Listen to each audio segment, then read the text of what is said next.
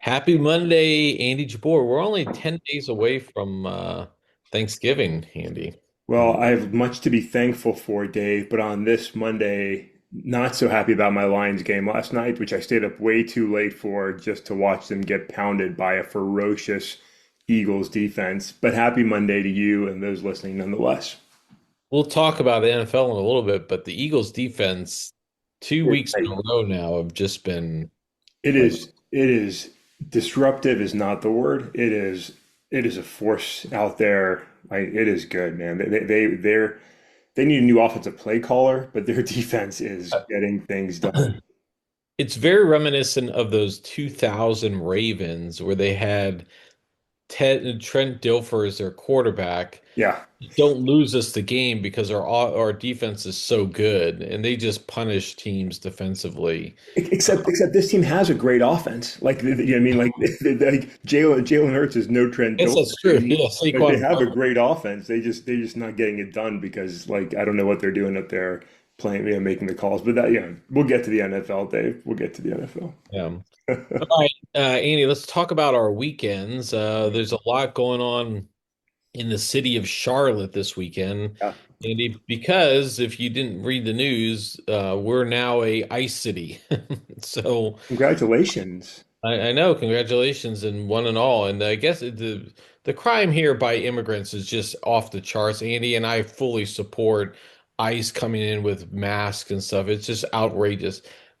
That was my sarcasm, Yeah, no, I Andy. heard it. It came Uh, across. Yeah. Okay, because what happened here, Andy, is a couple months ago, there was a very violent attack, and a young lady was killed. She was a Ukrainian immigrant, mind you, by another immigrant on the subway line, or like light rail type of line. And this got national attention, of course, because they're trying to promote a narrative about undocumented workers committing crimes and violent crimes. And look, I'm not saying the city of Charlotte is perfect in any stretch of the imagination. It's not Jacksonville, Florida, mind you. There's a lot, and it's not Washington, D.C., and it's not some of these other big cities. They've got crime problems, but it's nothing. But this was used as a catalyst, Andy, to bring ICE in, and we felt it very directly. A lot of videos posted. We had ICE agents pulling up in residential areas looking for workers on rooftops, doing roof replacements or Christmas light hanging, Andy. But we felt it directly at our church because our church likes to do a every month we call it a Hagar's Basket. What we do is it's not a food pantry because there's other those out there. What we do is provide household staples to any individuals who want to come. It's, like laundry, dish soap, Yeah. toilet paper, paper towels. You get 9 items, and it's all the same. So it's not like we have better brands or anything like that. We get them from Walmart or some like dollar store, things like that. And they come through and they can get 9 items. We usually have been getting in the last 12 months or so between 250 and 300 people. Wow. Yeah. And when we show up, it goes from 7 to 10, or I'm sorry, 8 to 11. When we show up to open the doors, there's usually a line 100 people deep. No, I'm not kidding. Like the first hour is madness because there's like 150 people come through the doors in the first hour. Teeters off over the next 2 hours, but we usually get between 150 and 300 people, Andy. We showed up this time and the line was probably 20 people deep. And Wow. we wound up only with 150, I think it was like maybe 170 people that came through our doors. And the reason was very specifically because they were fearful ICE was going to come and arrest some of the people. We noticed a lot more men in line than usually the women were there, and I think that was by design. And now people did start coming later, and I think it was because they got word of mouth that, hey, this is a safe place to go. But what a fucking like, here's the thing that we can't even give nice things out to people because we're fearful of our government. And that's just a shame, Andy. So, It's more than a shame. I mean, it's just unbelievable, right? I mean, it's a church organization. trying to provide community service and support, trying to, Dave, dare I say, trying to live out the Bible and helping those that are in the greatest of need in your community. And, I'll be honest, like one of the things that gets me frustrated about church organizations specifically is the constant desire to go elsewhere and fix the world's problems rather than just fixing the issues right there at home in our neighborhoods and communities where we are. And you guys are out there doing exactly that, right? You're trying to serve those with the greatest needs in a complementary way to those other sources in your community, to help people out, especially during challenging times right now where there's still a lot of turmoil and stress in the economy, in the job market, in a lot of different ways. And then we've got our government causing less taking advantage of these types of services, right? Which exactly Yep. is opposite what the government should be doing, right? Because we don't want the government handing out welfare checks. The government should be promoting activities like this. Instead, the government is suppressing participation in these types of activities. Instead, we're snatching people, probably without checking ID first or knowing who we're grabbing, but Of brown people putting Christmas lights on, or brown people doing other types of work around Charlotte. Hey, they're probably illegals. Let's fucking grab them so we can make some ICE videos, and Christy can make some cool statements about how we're crushing crime in Charlotte.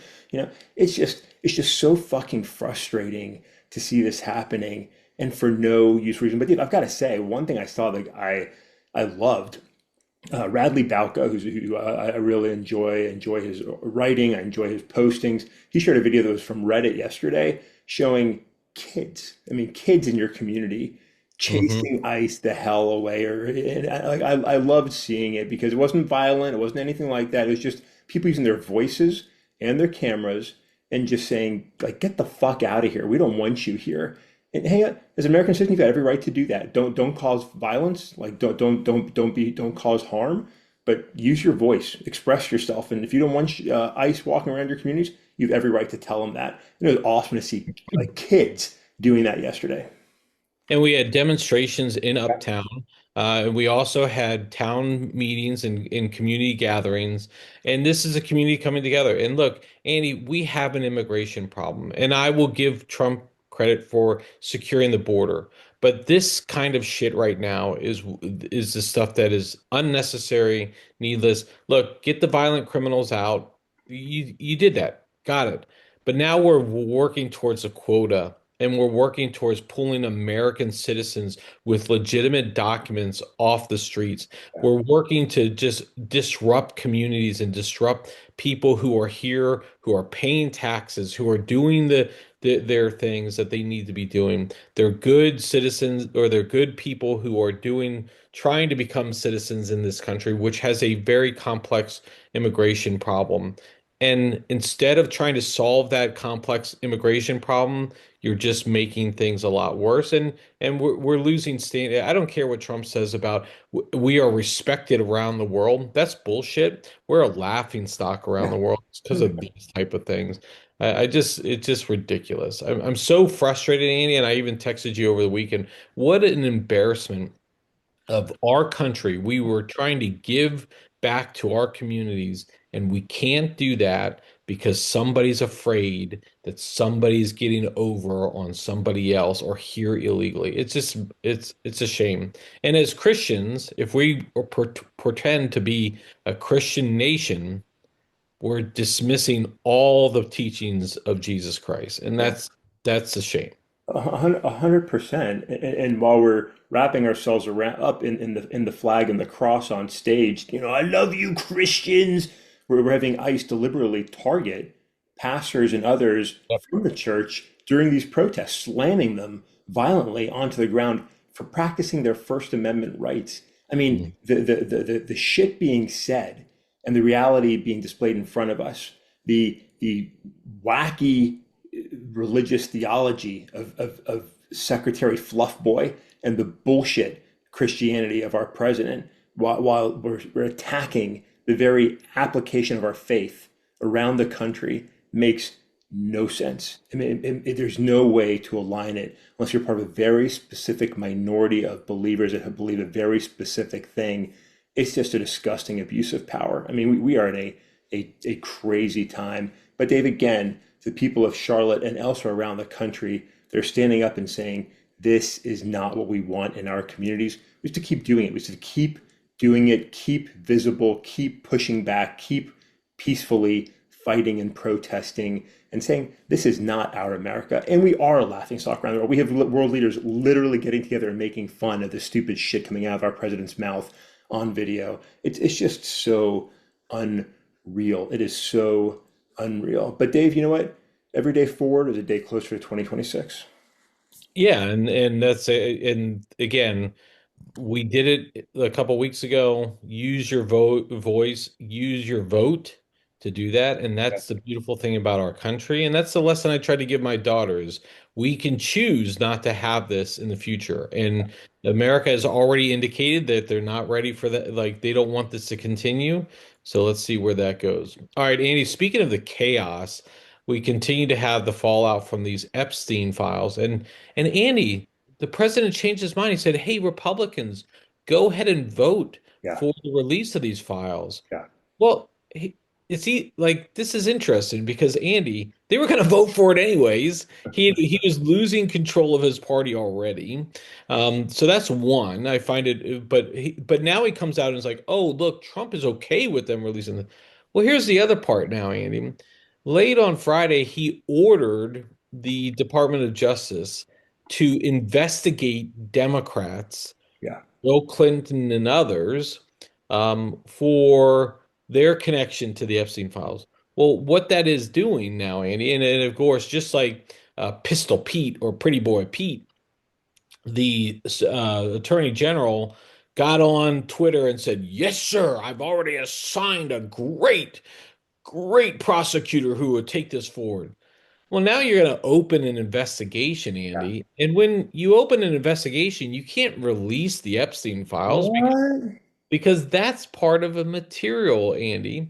I also find it interesting that it's a hoax if they're investigating Trump, but those files are legitimate if they're investigating others. So I don't know where to stand on these, Andy, but like it's fucking chaos, and it's just what a bullshit type of stuff, Andy. Yeah, endless bullshit. The point I think hasn't been like fully in the news yet. That we'll see how this plays out, right? But is the point you made on if there's an active investigation, then the files just can't be released. They just can't be, right? And so the president's going to sit there and shrug his stupid shoulders and be like, "Hey, I was supportive of Yeah. releasing these files. Like I said, it like release, but I like we can't. We're in an investigation. We can't release them right now."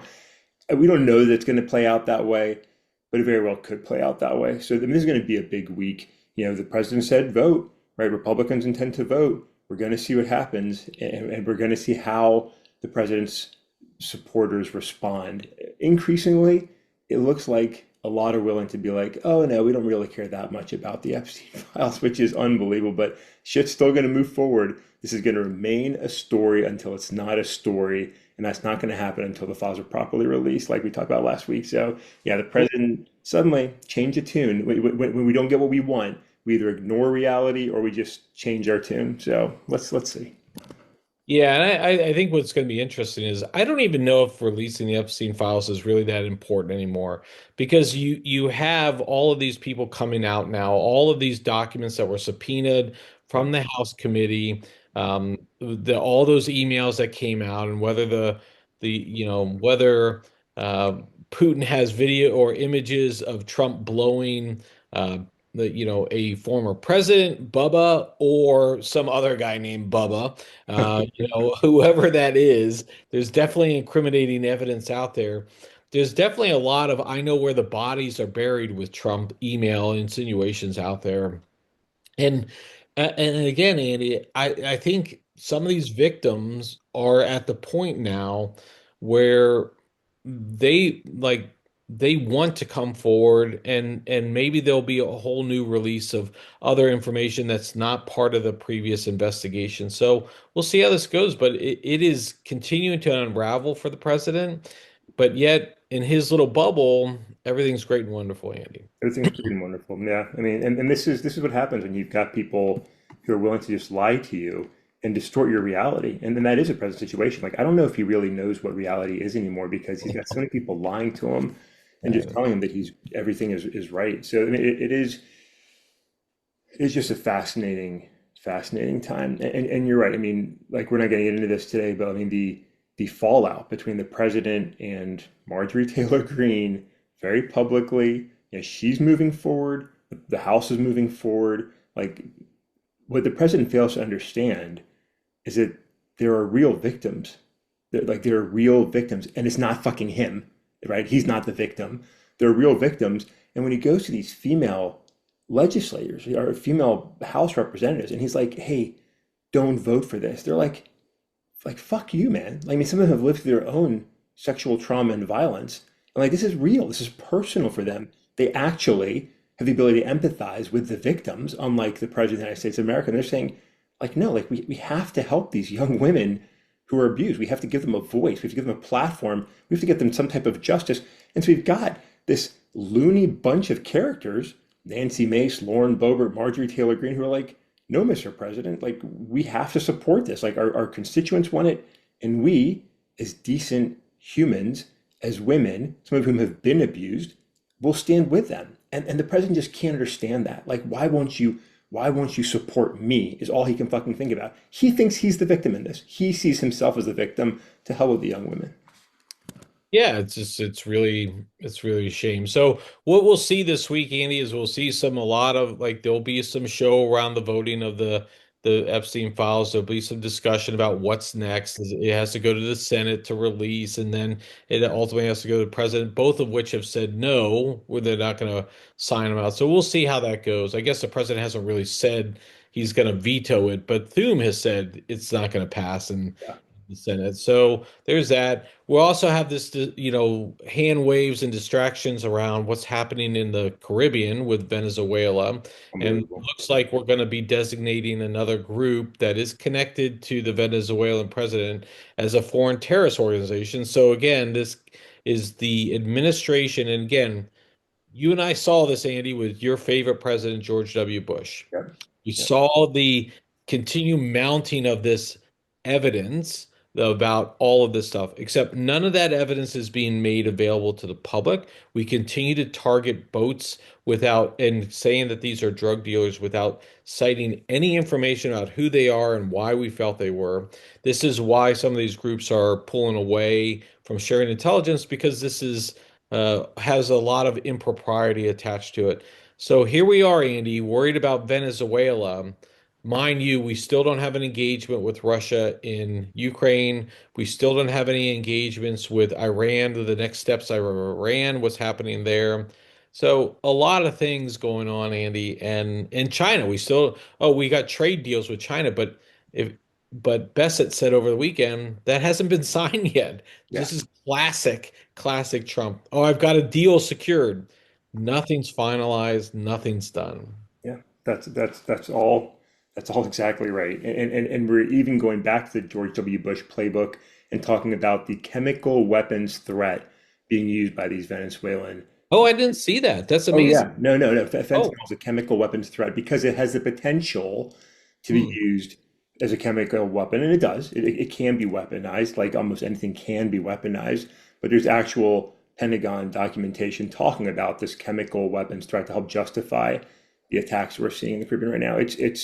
It's George W. Bush 101. It's GWAT Part 2. It's absolute bullshit Part 2, and it's disgusting to see. And I can't see how MAGA can go along with this, but the president will do anything to assert his authority, change the narrative, and fucking Fluff Boy Pete, who has stood in combat zones more than joyfully, willingly sending American troops to combat.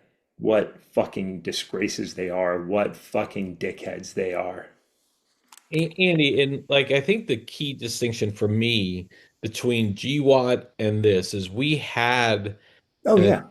there was legitimate like military targets and there was an inspiration like there was a we can counter this and we can do it and like I think for Afghanistan in the first 2 years that was done right and I think there is no connection here this is we're going to send troops there and you mentioned this last week and I think you said it really well we're going to send our sons and daughters there our brothers and sisters our husbands and wives we're going to send them there for what exactly? And there will be some who die. I Yeah, mean, it is going to happen.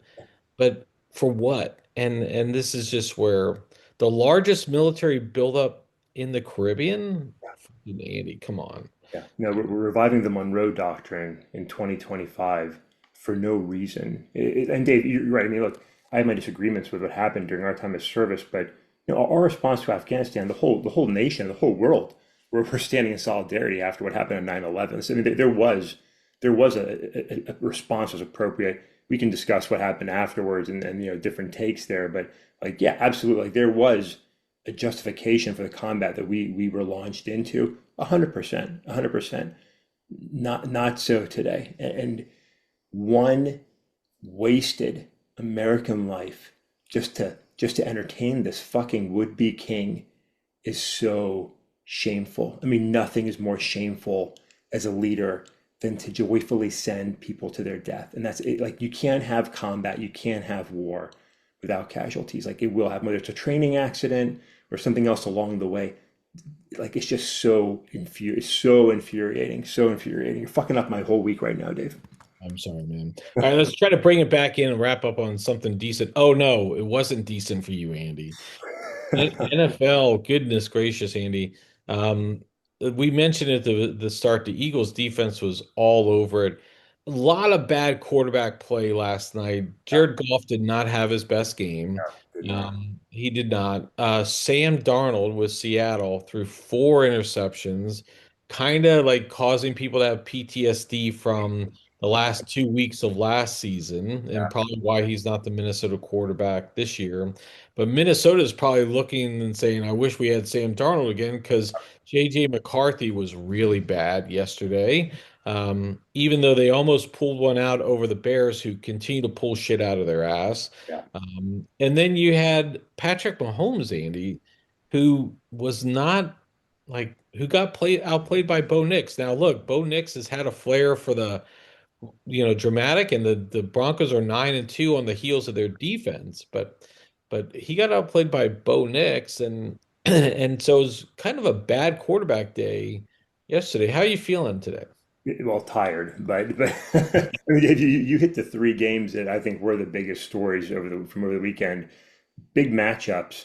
Look, I've been reluctant to like say the Broncos are good. Like, Yeah, they were swarming and attacking. The Chiefs got some plays off, which the Chiefs are going to do, but like, that defense was on Patrick Mahomes. I mean, he took some hits. That was impressive. That was impressive. And Bo, young, still a new quarterback in the league, calm, played well, had some really nice tosses of the football. The Broncos look good, and they look at the Chiefs are currently. I think it's the ninth or 10th seed in the AFC right now. This is uncharted territory for a team that has won their division 9 consecutive years in a row.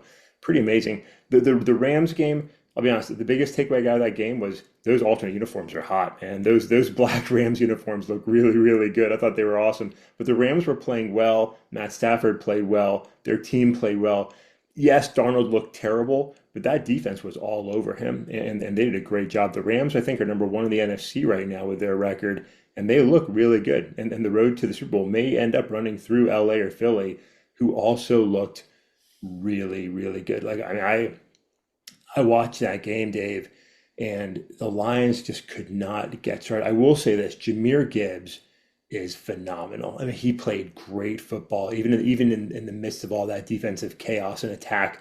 Like, he was consistently good. He was the one shining moment, I think, throughout the game for the Lions. He is great. But that Eagles defense is really, really scary. And that can win you a Super Bowl, because if a team can't get started, they were so disruptive against Detroit. Like, they just couldn't get into a rhythm. Jared Goff could not get into a rhythm. There was weather issues, there was injury issues, there's a lot of other contributing factors. But that Eagles defense is a championship defense. They could take it all the way. yeah. I mean, I do think that there's like the defenses this year. Like usually we talk about how amazing offenses are, but I think this year more than ever we have like four or five really amazing defenses. Yeah. You have the Eagles who are really turning it on right now. You have the Broncos who have just been suffocating teams and really like just dominating on all sides there. Yeah, And then you have Houston, the Texans play really good. Their offense is really bad because they barely beat the Titans yesterday. But then you have the Rams, the Seahawks. That Seahawks Rams game, like yeah, Darnold made a lot of bad plays, but that was a really that was a blow by blow. Just when you thought the Rams were going to pull ahead, Seattle would make a stand. There's a lot of really good play going on the defensive side. So it'll make the playoffs really interesting because those that say the Rams wind up playing the Eagles again. While the Eagles won the Super Bowl last year, people may forget that one game against the Rams was a lot closer yeah, than they thought. I mean, Saquon Barkley had two really long runs.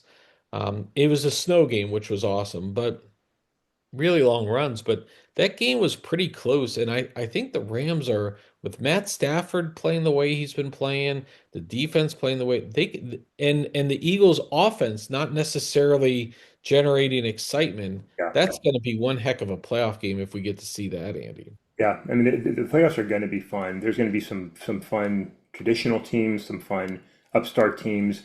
There's some good football going. This really is a fun NFL season, and there's going to be some good teams that don't make the playoffs. I mean, like you look at the NFC North right now, that division is stacked. You've got these not great Bears just pulling out these wacky wins.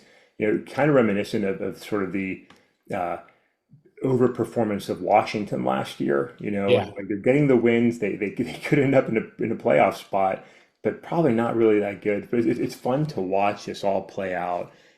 We'll see. We'll see. And we are in an exciting time, and we're in the rush right now of football because we've got the regular weekly games coming. We've got the Thanksgiving game coming. We've got Black Friday game coming. There's a lot of football coming up for the next 2 weeks. And man, I'm here for it. We've got the Lions on Thanksgiving, got the Eagles on Black Friday. Like it's going to be a lot of fun. Yeah, it's going to be amazing. And like teams that we didn't see coming, Kansas City, the Chiefs are 5-5. They need to win probably five of the next seven to make the playoffs.